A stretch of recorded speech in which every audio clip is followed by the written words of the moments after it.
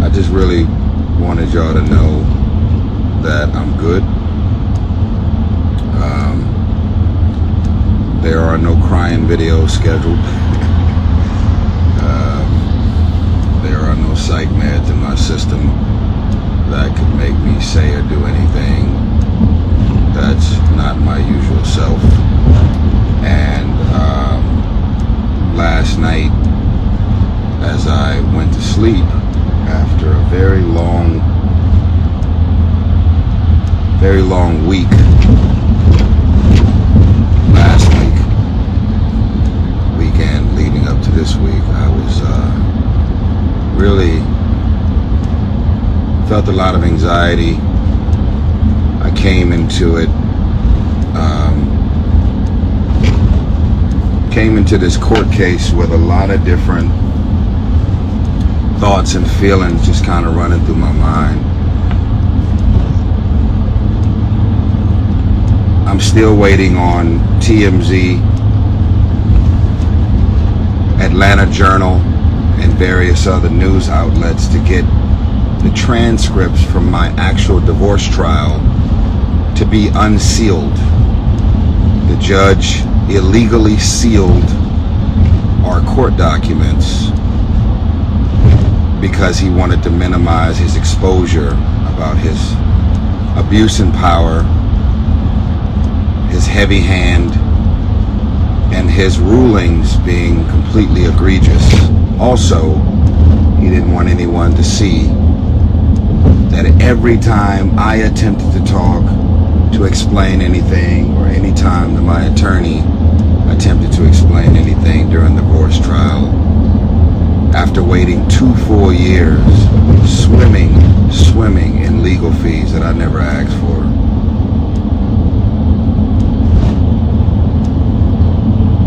We finally had our day in court to then have the conduct of the judge, Kevin M. Former, to be completely abusive, egregious, all over the place. I respect the law. I don't have a criminal record. In my 15 years of having my first child up to now, I've never missed a child support payment, even when I did not have it financially. I did whatever I can do to make sure that I never, ever missed a payment. I want you guys to understand something that you don't understand about this particular process, and I'll make it short and sweet. Me and my attorney attempted to shed light on the abuse of power, the fact that this man, as a sitting judge, in his private chambers in front of my attorney, a black woman, other black women that work for Tanya Mitchell Graham's law firm, as well as a black male associate who has a mother and sisters just like we all do. He said, you need to go out there and tell your client to shut the f*** up, put your foot on his neck. We went on record and said that that's what he said in his chambers. He also said, I don't care if Samantha is a gold digging bitch, blah, blah, blah, blah, blah. Went on to continue his sentence. That's what was said in the private chambers. I was not back there, so for my lawyers to come out and look physically rattled, my attorney, Tanya Mitchell Graham, had to practice a level of restraint on levels that I know took a whole lot for her to do. This right here is the following day after Tyrese appeared in court in Fulton County, Georgia, where a judge ordered him to pay over $636,000 in child support fees.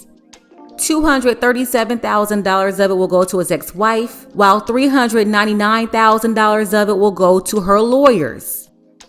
Take a second to make sure that you're subscribed to the channel and click the notification bell for all updates. Won't waste any time. Let's go ahead and jump back into it. This is not about black woman versus black man. It's about saying something is unhinged about this lawyer. Sorry, about this judge. Every time Samantha would talk, her lawyer would get up and talk. It was open season to let them say whatever they want and present their case. Whenever me and my lawyer attempted to talk or say anything, you guys seen the film, you seen the tape. He was aggressive towards me and my attorney, and after going through an unexpected divorce, signing up for a bunch of retainers and legal fees that I'd never asked for. If you ask me, I got married to do it for the rest of my life. That wasn't the plan for Samantha. We are where we are. I've been doing the best I can to pick up my chin off the ground, my heart being broken in itty bitty pieces, and trying to pick it all up and pull it together. So now there was a judgment, and before that judgment could go into the clerk's office, key word, to the clerk's office, before his judgment becomes officially legal, $10,690 a month for a 3-year-old. Everything about his conduct is what we decided to make a priority. Let's go ahead and run this conduct and shed light on the conduct, us not having our legal American due process in court. You're going to win some, you're going to lose some, but everybody has a right and an opportunity to get in court and present their just due process. That is what the law is. I just want to ask y'all a question. When you have either been to court yourself or seen it on TV, what is the first thing that happens? The judge comes in, they make everybody stand up. Your Honor, everyone says good morning, good evening, and then the judge sits down, everyone sits down. As soon as it's time for someone to testify, they raise their right hand and they say these words: I swear to tell the truth, the whole truth, and nothing but the truth, under penalty of perjury.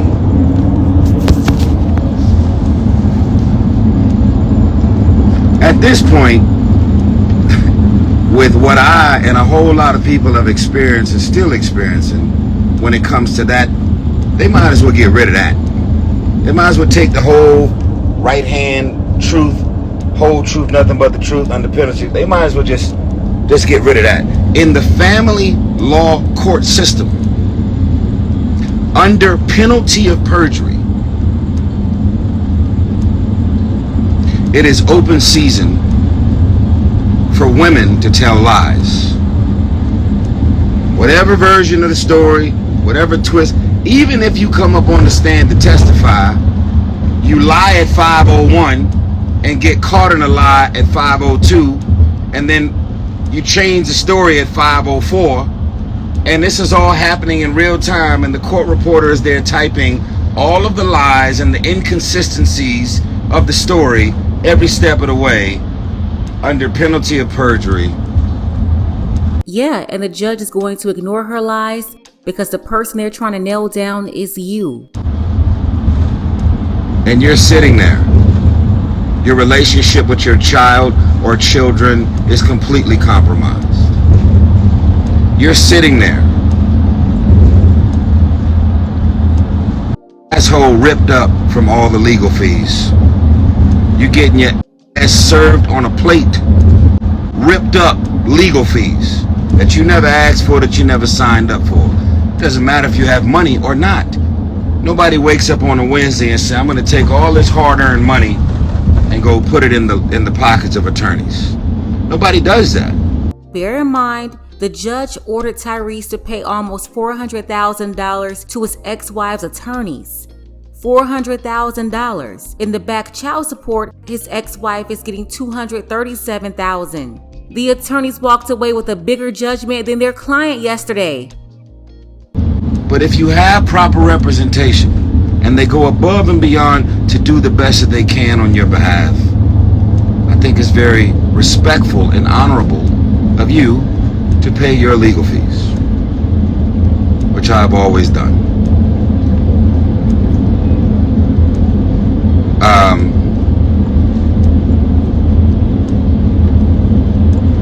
After swearing under penalty of perjury, these are facts. Samantha Gibson got caught in at least 25 lies, maybe 30, under oath. She said, I kicked her and my 1-year-old baby out of the house. She said, I kicked her out of the house. She claims on record under penalty of perjury that I changed the locks on my house. She claims under penalty of perjury that I kicked her and a 1-year-old baby out to the streets and I cut off all the credit cards. These are her words that she put on a legal document under penalty of perjury. She lied. I was in New Jersey shooting a movie. I got on an airplane and left the set 4 hours early before I was supposed to. I flew to Atlanta, attempting to save my marriage and my family in any capacity I could.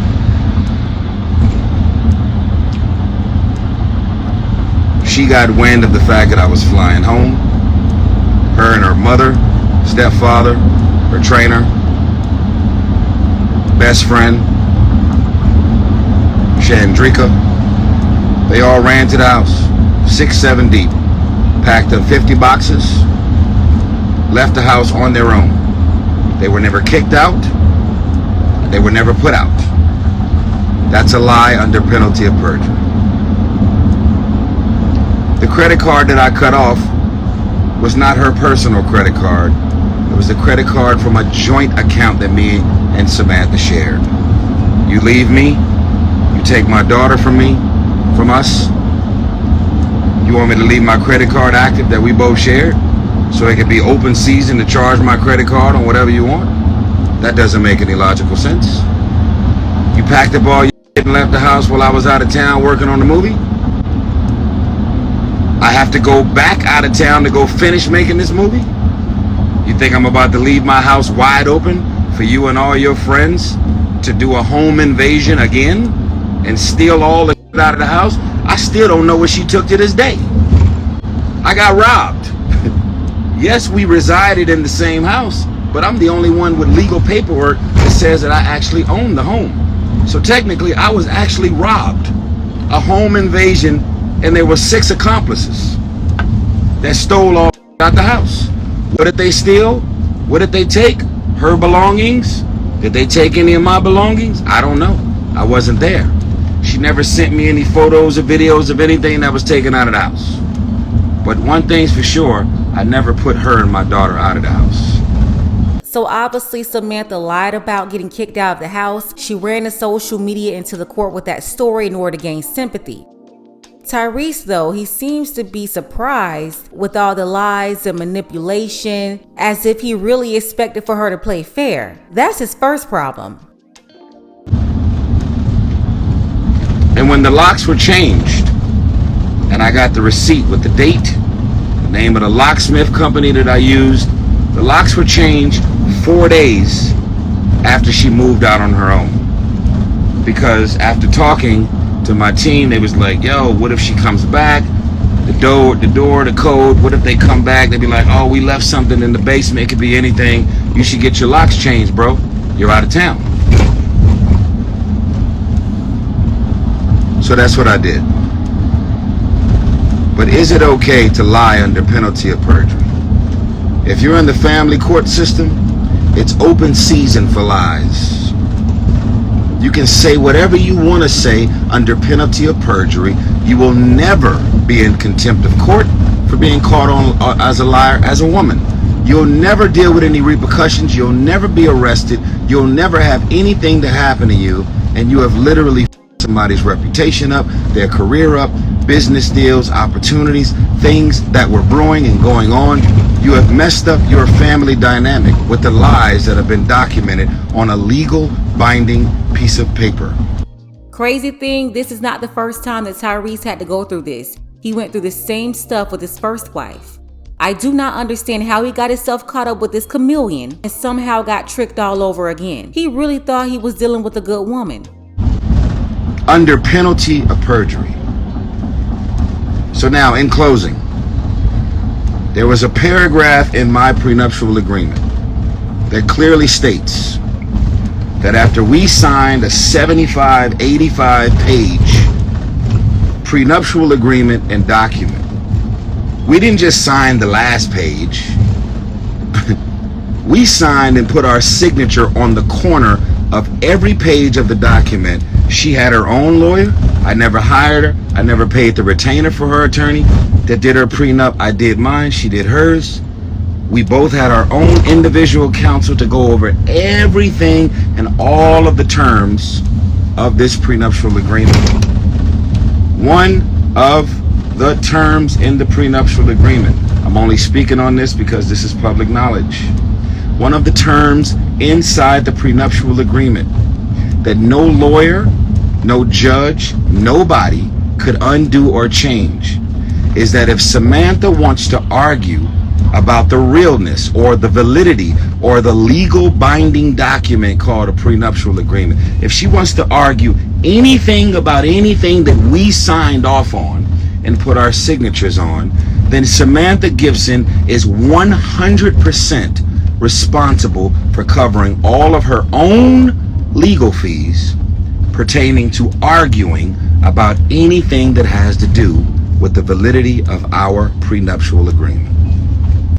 So basically, Tyrese is saying that the judgment should be overturned, that $399,000 ordered to pay his ex-wife's attorneys. Why? Because in their prenuptial agreement, it outlined that she was supposed to cover her own attorney fees. So what did they do today? She argued about the prenuptial agreement. She argued about terms in the prenup. It's called a contested versus a non-contested. If it's non-contested, we're not arguing about anything. These documents is real. It's 100% facts. She knew what she signed. I knew what I signed. It's not non-contested. If it's a contested divorce, if it's a contested prenuptial agreement, then now you're saying some of the things that I signed off on, I'd like to present it and I want to argue about. We can't argue about a prenuptial agreement. Prenuptial agreement, not post-nuptial, prenuptial. A prenuptial agreement says prior to us exchanging our nuptials, prenuptial, we understand that if we ever break up, this marriage dissolve, anything ever happen, there are no child custody terms in a prenup. That's for the court to deal with. But as far as what you get and what I get, what you walk away with, what I walk away with, we have mapped it all out and have a clear understanding in our prenuptial agreement. Everything about what this judge did is a complete violation of the law, the laws of Georgia. The cost of living in Georgia is very minimal compared to New York, compared to LA. Google it. Most expensive cities to live in, and tell me where does Georgia fall on that, which is why a lot of people move here. It does not matter what I make versus what her mother makes. My daughter, Soraya Gibson, has never suffered. From the moment her mother took her out of the house, she has never suffered. She has never been without. Her mother makes well over $150,000 a year, which is good for her. Well educated, very smart, very articulate, very capable of getting and keeping a job. A very independent, self-sufficient woman. That's the way it's always been. And once she left me, the job that she had prior to us getting together, she went right back to her job. And they paid her more because she went from being a social worker to a licensed clinical social worker, which I helped her to become. I was her biggest champion and support system to help her and encourage her in any way I could to become an LCSW, which means that what she's making per year is way more than she was making when we met. She's got her blogs, her podcasts, she's selling meal plans, she's got all kinds of going on. And I'm proud because it does nothing for me to see my ex be away from me or not be with me and just go to the bottom and suffer. That was never the goal. If people work for me and work with me, if I'm in a relationship or not, I don't want anybody to live at the bottom. All that Miss Strong and Independent stuff went out the door. Modern women want to be strong and independent. They want to make their own money, but they still want your money. She's now making over $150,000 per year on her own, really because of Tyrese. Being with him, she was allowed to position herself to get there. And then on top of that, now he has to pay her nearly $130,000 per year for a toddler. You ain't with me no more, take that. That's not even how I think, that's not how I move. However, if you happen to be a well-educated woman with multiple degrees, you're smart, you're very capable of having and keeping a job, and you're making well over $150,000 a year, then the actual needs of our child, that's now 4 years old, all of the child's needs from you, mommy, and me, daddy, are all being met. The judgment was the judgment. Is anybody surprised? I'm not. Me and my attorney shed light on his racist, aggressive, egregious, illegal, literally illegal. I know he's the judge, but the things that he dropped on us. He grabbed a child support payment from California and brought my child support payment from California here to Georgia. I was paying $2,500 a month on my own with no court order in place since Samantha left me. He turned $2,500 into $10,690. And then he said, yeah, it's good to know you started paying child support on your own. But what I'm gonna do, without a court order, I want your child support payment to be $10,690. He didn't say let's start today. He said retroactively, we're gonna go backwards to 2 years ago and turn that $2,500 into $10,690 from 2 years ago. That is illegal. You can't do that. That is illegal. You violate the terms of my prenuptial agreement. She is supposed to pay 100% of her own legal fees. And you put her legal fees on me. She has 2 law firms working for her. I got one. I'm the one with money, right? She's got 2 different law firms working for her, coming after me. This woman is diabolical, and no, I am not surprised. But now she's running around YouTube trying to be the next chameleon. Yeah, she's trying to give relationship advice to men and women. A divorced woman, a single woman trying to give people advice. And you wonder why so many are stuck in the matrix. The 2 law firms banking on a pot of gold. You know what they told Samantha? Yeah, you're making $150,000 a month. Once you pay us a $15,000 retainer. Sorry, I take that back. $7,500 is what she paid when she hired 2 law firms to represent her 2 years ago. Although she's making $15,000 a month, whatever that number is, with all of her hustles outside of her job, she paid one law firm $7,500 as a retainer, and the lawyers never asked her for any other money.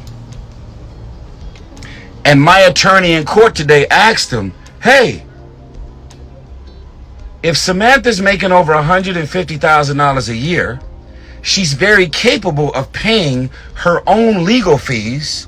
since she's the one who's dragging this entire thing out. So why haven't you guys collected any kind of legal fees while you guys are representing her? You know what they said in court? What they said? Do you know what her lawyer's response was as to asking her why hasn't she paid any other legal fee? $1,000, $3,000, $5,000? She's spending money on cosmetic surgery. She's spending money on all kind of she's doing with her life.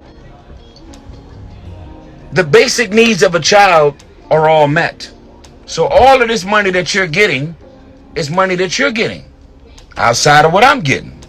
So why do you have two different law firms working for you, representing you, and they've only asked you? You can go ahead and step out, bro. Yeah. Y'all go ahead and check in. I'm walking out right now. All right, thank you. You got two different law firms working for you. The only money you paid them in 2.5 years was $7,500. And my lawyer, Tanya Mitchell-Graham, asked them, hey, why haven't y'all asked Samantha to pay more of y'all legal fees since y'all out here working so hard, tirelessly, around the clock? Two different law firms representing one client. Why haven't you guys asked her to pay any of your legal fees when you see in her bank statements she's spending about $15,000, $16,000 a month, splurging her money, cosmetics, doing whatever she wants to do? Why haven't y'all guys asked her to pay her own legal fees when she's clearly got the money? You know what their response was? We really like her. It's $500,000. $500,000 in legal fees racked up, and the reason that they never asked their client to pay any other legal fees is because they said on record, we really like her. Nah, the scheme is not to take from her. The focus is to take resources from you. Now, I don't know about y'all, but I don't know if anybody likes me for $500,000 to just hope and pray that the millionaire celebrity entertainer guy has a pot of gold waiting on us at the end of the rainbow. You know, when they said that, man, I was in the courtroom and I just imagined them saying, Your Honor, we really like her. We really like her. We're hoping that you can manipulate the system and do whatever you know. It's an inside thing. You know, you got me, I got you. Make a ruling on our legal fees.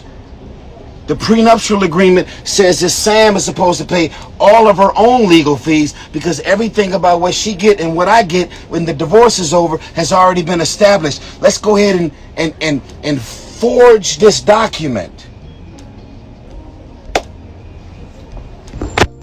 Let's go ahead and break the prenup. What the is the point of a prenup if you're not going to have an opportunity to negotiate your nuptials and not have backfire? $500,000, two law firms. Why didn't they ask her for more money or for making over $150,000 a year? Because we really like her, is what they said. So y'all do whatever y'all want to do with that information. And as far as why I didn't make that payment or why I was behind on a particular payment, me and my attorney attempted to get this judge thrown off the bench. So therefore, although he made a judgment, everything about his judgment was beyond the scope of the law, the legal law of Georgia. So why are we going to start making child support payments when you grab a child support payment from California, which has nothing to do with Georgia? Why are we going to do that? So I was advised to not start paying child support. And so I was in contempt. She was in contempt as well. But you know what they did? They got rid of her contempt of court. And they said I was in contempt of court, and they stuck it to me. Why was Samantha under contempt of court? I'll tell you. Glad you asked. There was a woman that Samantha and her 2 law firms hired a black woman who was a special master who specializes in helping 2 different lawyers to get to the bottom of what they're going to do with a particular issue. It's called a special master. Samantha requested the special master, not me.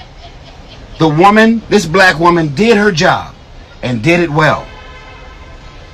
I had to pay for half of the special master, even though I never asked for it. Samantha had to pay her half of the special master. Samantha never paid her half of the special master when she's the one who requested her. She's not in contempt of court.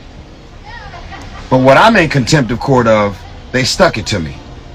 Not only is she not in contempt of court for not paying a special master that she hired, you know what else they did? They made me pay 100% of the special master's fee today. I never asked for this woman. I never asked for a special master. She did. And she ran from the invoice of someone that she was supposed to pay that she requested. So when I tell y'all, man, this family law is up. Oh my. I just want to say in closing, shout out to all the fathers. Shout out to all of the fathers that came out today. It was not only fathers that came out today, but it was also a bunch of women that came out. And I want to apologize because I told y'all to come and meet me on the steps of the courthouse to not realize that I should have been more specific about what door number, what street. So everywhere they was walking around, hey, is Tyrese supposed to be praying here? They don't know nothing about it. They sent them away. Hey, is Tyrese? Hey, is Tyrese? I heard Tyrese. They was looking for me. And outside of that, they told me that it would not be in your best interest. I was told, I was advised, it would not be in your best interest to pray in front of this courthouse. I said, listen, man, I apologize. Everything I do, I bring the Lord Jesus Christ into everything that I do. Not expecting to win, but expecting to at least be covered by His grace and His glory with everything that I do. That's what I'm coming into this thing. And I also would say, I am not here to shed light on the flaws and the shortcomings of the family law court system on my behalf, thinking of how I'm going to benefit from it or not. I believe that I have become this unexpected voice to point out the flaws in the family law shortcomings, where you can lie under penalty of perjury and get paid $500,000, where you can accuse somebody of some that they didn't do under penalty of perjury and they just let you do whatever they want, where you can have a judge who's looking at you. I'm not the kind of person that run with the race card because I don't have a racist bone in my body. And it was actually a white man when I was young who changed my life and did more for me than a lot of the people in my own family. So that in itself removed any racist thoughts or me projecting all white people are bad, all white people are racist, whether you Republican or Democrat, whether you gay or straight. I don't play none of those games. But it was very obvious that Kevin M. Farmer conducted himself egregiously, aggressively, and he did things and he had certain rulings that he dropped on me that was against the law, beyond the scope of the law that is in place here in Fulton County, Georgia.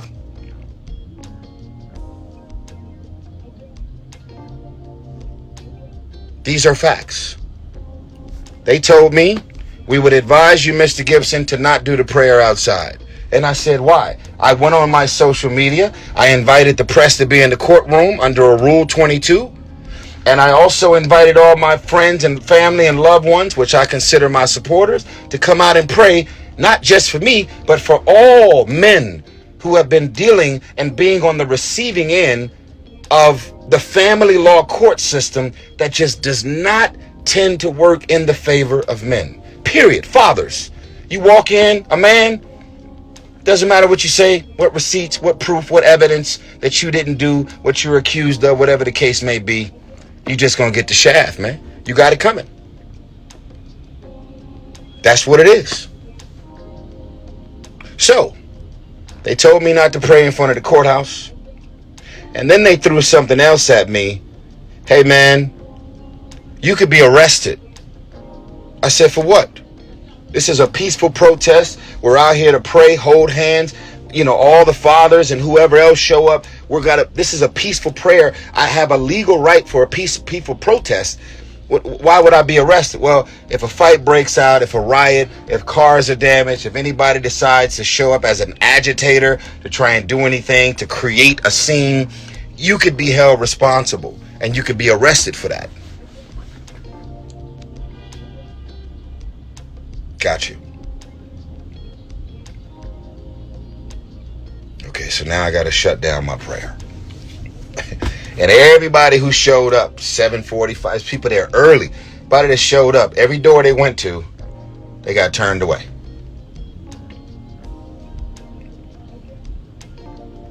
So, what I'm going to ask is that all of the political figures under Andre Dickens, the mayor, the governor Brian Kemp, the governor of Georgia, the mayor, Andre, somebody of significance has to look at the case, look that everything that I'm saying is true, and understand that we are 100% not going to lay down. We're not going to fold. We're not going to cave. We're not going to give in. We got to lick our wounds. But everything that this man did, his judgment, his conduct as a judge, as a sitting judge, it was all illegal, wrong, and beyond the scope of the law that's specifically here in Georgia. I don't want you to like me. I don't need you to love me. I don't need you to favor me. I don't need you to say you like my movies or my music. I never showed up as a celebrity. I never showed up saying this is my net worth, this is what I'm driving, this is what I live in. What I showed up as a father. I showed up as a husband that became an ex-husband because she decided to pull the plug on the marriage for whatever her reasons were.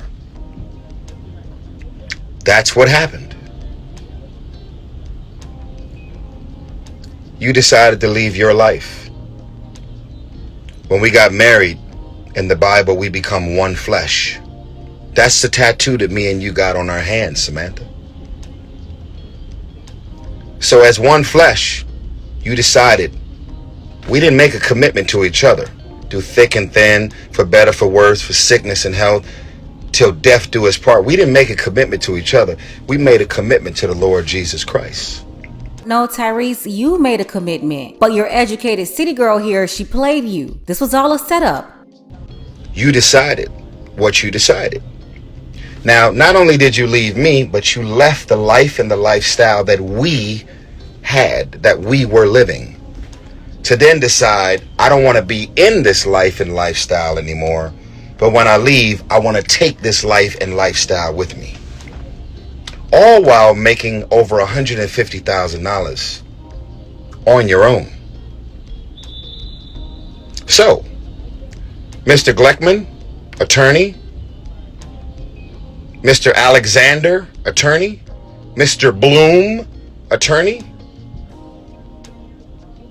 I've heard a whole lot of shit in the courtroom, but I've never in my life heard that two different law firms are going to work together to represent one person, one client, and you're going to let her rack up $500,000 in legal fees. And the reason that you're not going to ask a woman who's making over $150,000 a year for any money towards the legal fees is because you really like her.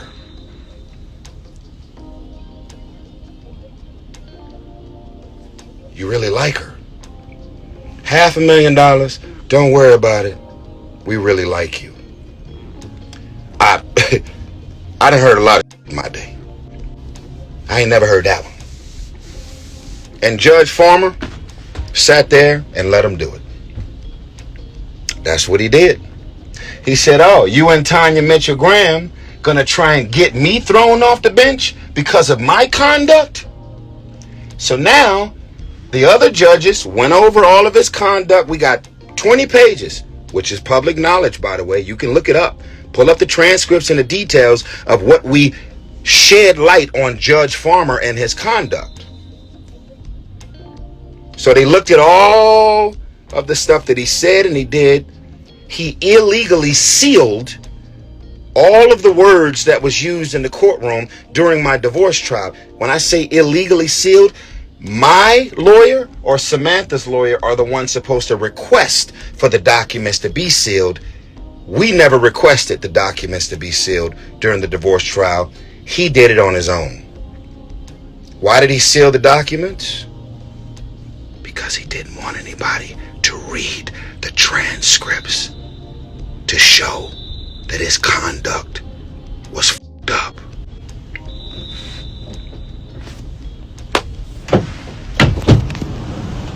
Yeah. Give me 1 minute, okay? So,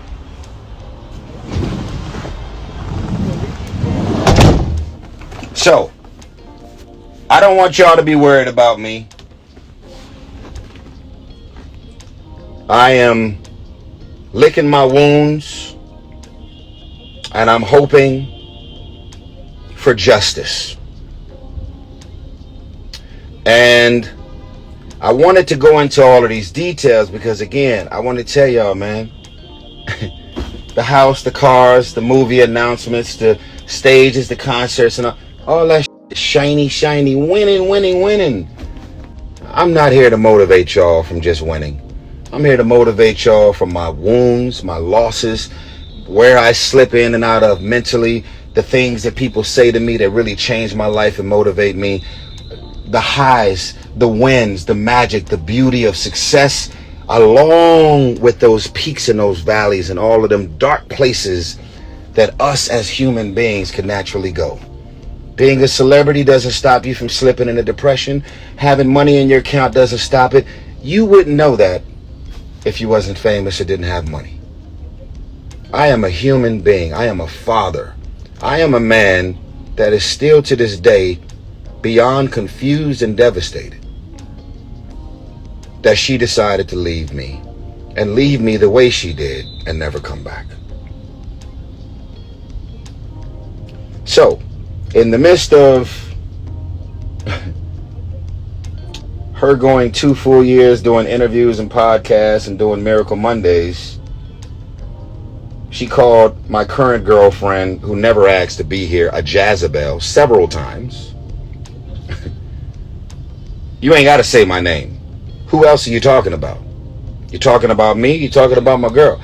She's been literally talking so much about me for 2 years. It's unbelievable. I never said anything. And yes, the current girlfriend is a city girl and the ex-wife is an educated city girl. Don't get it twisted. Both of them are up to no good. They said anything you say and do can and will be used against you in the court of law.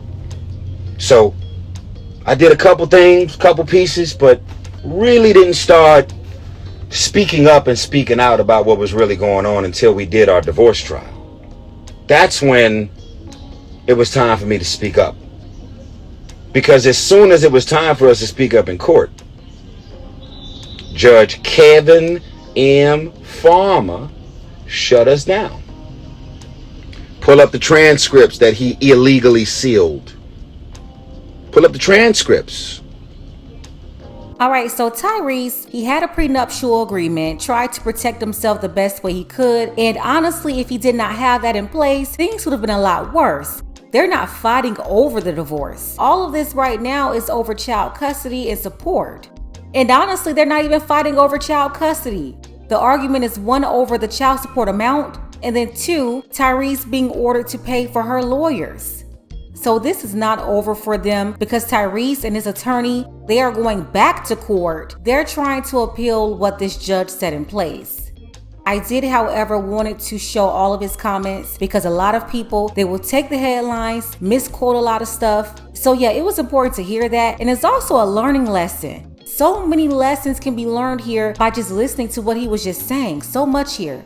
Let's go ahead and get the conversation started below in the comments. Do you think that Tyrese will be successful in his appeal? I want to send a special thank you to our brothers Felix and Paul. I appreciate you all for your support, as well as our sister Charletta.